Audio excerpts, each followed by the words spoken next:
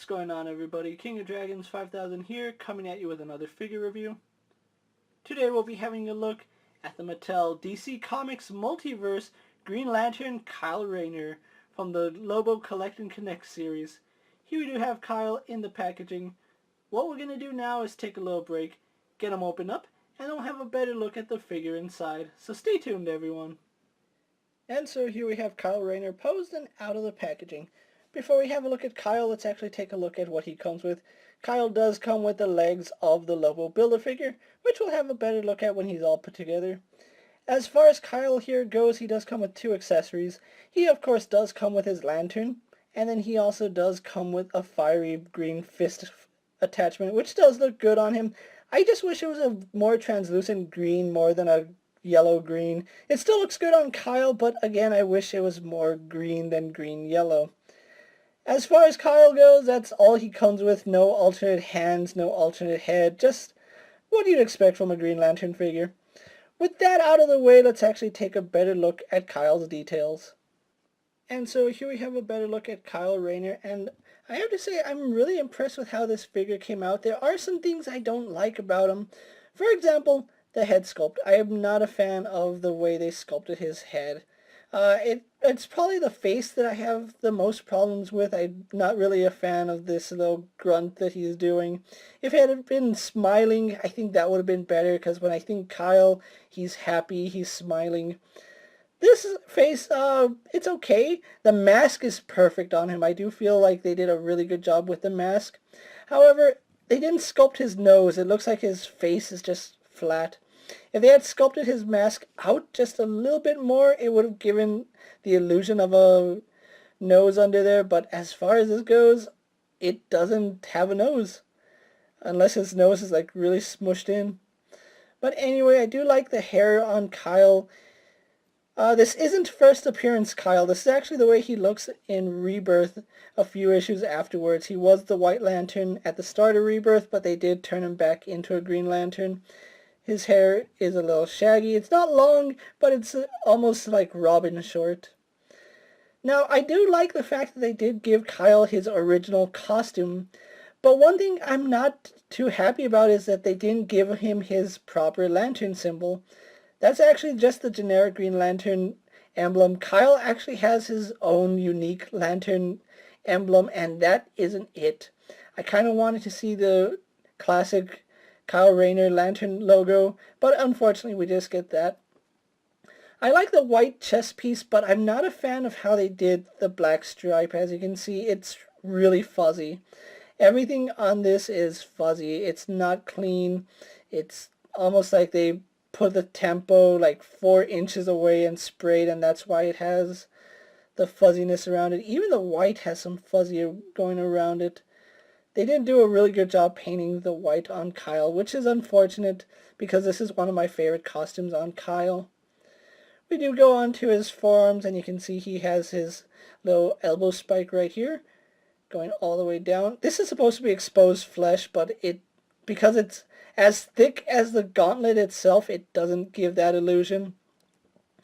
In fact, his entire flesh tone isn't painted that well. In fact, his Green Lantern ring, though sculpted, you can see they didn't paint the center of it. Why is it a flesh tone? I have no idea, but they didn't paint the center of his lantern ring. And like I said, the flesh tone on Kyle, it just seems globbed on there. Like, I'm pretty sure he's supposed to have fingernails, but you can't really see them because of how thick the paint is. Going on to the rest of his costume, he does have black pants, and you can see he has unique knee guards, which is accurate to how his costume looks. Going down to his green boots.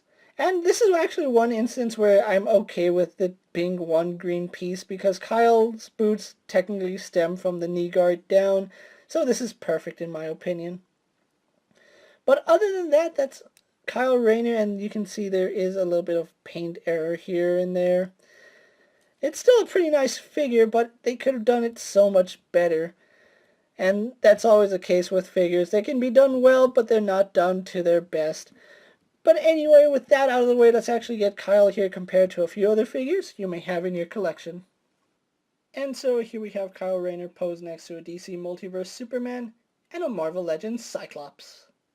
Here we have Kyle Rayner posed next to a WWE Elite Scale figure and a Mezco 1/12 Collective Popeye the Sailor Man. And finally, here we have Kyle Rayner posed next to a DC Universe Classics Kyle Rayner and a DC Universe Classics Hal Jordan. So with the comparisons out of the way, let's actually take a better look at Kyle's articulation. Kyle here does sport the standard DC Multiverse articulation. He does have a slight ball joint in the head, although it doesn't want to stay up. He does have that little hinge right there, although it's just the ball joint, but he doesn't hold it, unfortunately. He can look down slightly, and we really don't get any side-to-side pivot. He does rotate left and right, no issues there. Arms are on a ball joint, go out to about that far. They do a full 360. He swivels at the bicep, single bend in the elbow, giving us 90 degrees. He swivels and has a hinge in the wrist, so we get really good range there. And it's the same for both arms. He does have an ab crunch which goes back only about that far. That's all it goes back. It goes forward quite a bit, but doesn't go back. He does rotate at the waist, no issues there. Legs do come forward and go back.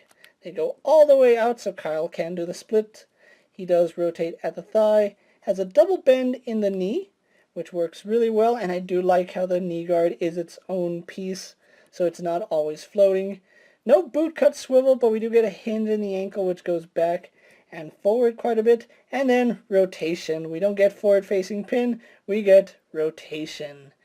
No rocker ankle on Kyle because we get rotation in his ankles, which is a little bit unfortunate, but that's Kyle Rayner for you guys. So what we're going to do now is take a little break, get him posed for my final thoughts, and then we'll wrap up this review. And so here we have Kyle Rayner pose for my final thoughts. Overall, I really do like the way this figure came out, although I am a little disappointed that a Green Lantern doesn't get imaginative accessories. Kyle Rayner being the artist of the Green Lanterns, they could have given him so many different constructs, but instead we just get this fireball fist, which is an okay accessory, although like I said, I would have liked it if it was a little more green rather than a lime green, just so it matches all the other constructs that we've gotten in the DC Universe Classics line. But other than that, I still think this is a really nice figure to have, especially if you're a Green Lantern fan like I am, or a fan of Kyle Rayner, which again, I am. Now, I haven't seen the Lobo wave hitting stores at all. No Walmart, Target, or Walgreens has started carrying this guy. I actually had to pick up my Kyle Rayner from my local comic book store, so a huge shout out to Black Sheep Comics for getting this figure out to me so I could review it for you guys. If you are lucky enough to stumble on to Kyle out in the wild, he is going to run you about $19.99, which is pretty standard for a 6-inch figure. If you can find Kyle, definitely pick him up. If you're a fan of Green Lantern or Kyle as a character, you won't be disappointed with this figure, especially if you want a classic looking Kyle in your collection. With that being said, guys, I'm KingofDragons 5000. Don't forget to like this video, leave a comment, subscribe to my channel. Go check out all my other action figure reviews, as well as all my other DC Multiverse videos. Hopefully you find them informative. As always, check out my Instagram for new and exciting action figure pics. And if there's a figure in my collection you would like to see me review, let me know down in the comments. And if it's in my collection, I'll definitely have a look at it. Until next time, guys, I'll see you later. Take care, everyone.